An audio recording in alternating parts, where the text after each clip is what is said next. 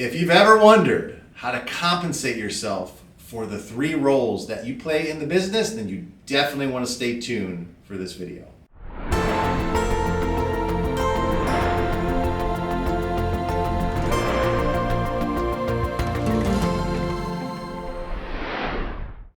I'd like to talk to you today about the 3 roles that you play in your business, and equally important, how much you're compensating yourself for those 3 roles.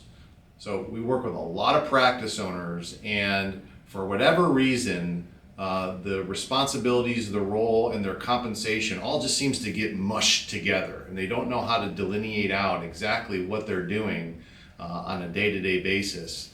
And by not really understanding those roles, it really does prohibit the practice from not only expanding, but it also has an impact on your personal financial condition. So let me explain. So look, the day that you decided that you wanted to be a business owner, whatever that day was, there were 3 roles then that you took the responsibility of knowing and understanding how to implement those into your business. And the 3 roles, of course, are the practitioner role, the executive role, and then the owner role. And I'll go through each of those roles and what they do and what the responsibilities are of each. Now, as a practitioner, this is where you went to school for 5 to 7 years to learn your trade. So this is where you learned how to be a good doctor in whatever that you do. You learned your skills, you learned the basics, you learned what to do. And the practitioner role is vital in your practice because, look, if you're not a good practitioner, I mean, word's gonna get around that Dr. Such and Such doesn't do a good job, so I'm not gonna go see him if I'm not getting better.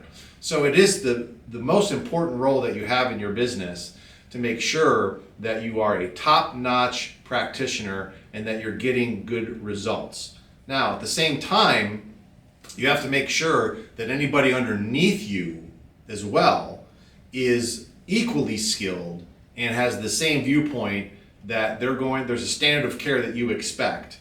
And that you want to make sure that every patient that walks in that door gets the same standard of care, whether it's you delivering it or somebody else. That is your practitioner role, and it's very important, and you need to make sure that you are always striving to innovate and make sure that your skills are top-notch. Now, how do you pay yourself for that? Well, for the most of you, you pay yourself like a wage of some kind. So the vast majority of practice owners are S-corps. So you pay yourself some kind of a W-2 salary. Ranges anywhere between $70,000 to $150,000. It's kind of arbitrary, but it's usually the practitioner pay is usually in the form of some kind of a wage. Okay, the next role is that of the executive. Now, you never learned how to be an executive in school. They did not teach you how to manage people. They did not teach you how to coordinate people. They did not teach you the basics of an organization, the different divisions of an organization. They didn't teach you any of this in school, in undergrad, or whatever school that you went to. They just didn't teach you how to be a good executive. They didn't teach you how to get other people to get work done and to engage them, to make sure that they're part of a team. Those are the things that a good executive will do. And unfortunately, most practice owners are very uncomfortable with this role, but it's a very vital role. It's management of the business. It's making sure policies and procedures are written up. People know what their jobs are, what their responsibilities are. So being a good executive is paramount to the success of your business. Otherwise, it all just comes crashing down on you. So making sure that you build executive teams, making sure that you have good executives, you train them, and they're hard to find. You may have to go through 5 or 10 people to find one good executive, but when you do, my gosh, do not let that person go.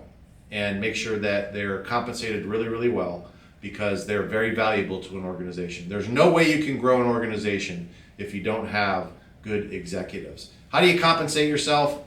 Typically, as an executive, you're going to give yourself a percentage of the profit. That can be anywhere between 3%, 5%, whatever that would be, but it would be a percentage of the profit. And if you have good executives, then you should see a higher profit margin in that respect. Now, the last role that you have is Well, that's the one that when you first made the decision to become a practice owner, it's the most important role that you have, which is the owner role. And this is the role that establishes the vision, the purpose, I guess you could say the mission, and really where is what's the driving force behind the practice? What is that purpose? Why are we here? And that is a very important role that you have. In addition to that, the owner sets the culture and the standards. Do you tolerate people coming in every single day late? Do you tolerate people, not getting their job done, or being critical all the time, or just boycotting, whatever it would be? I mean, do you tolerate that as an owner? If you do, then you're not really wearing your owner role very well. So the owner is there to make sure that the business is going in a certain direction. Like all vectors are going in a certain direction, and the owner is there to make sure that happens. They also make sure that the practice is profitable and that it can transition at some point in time for full value.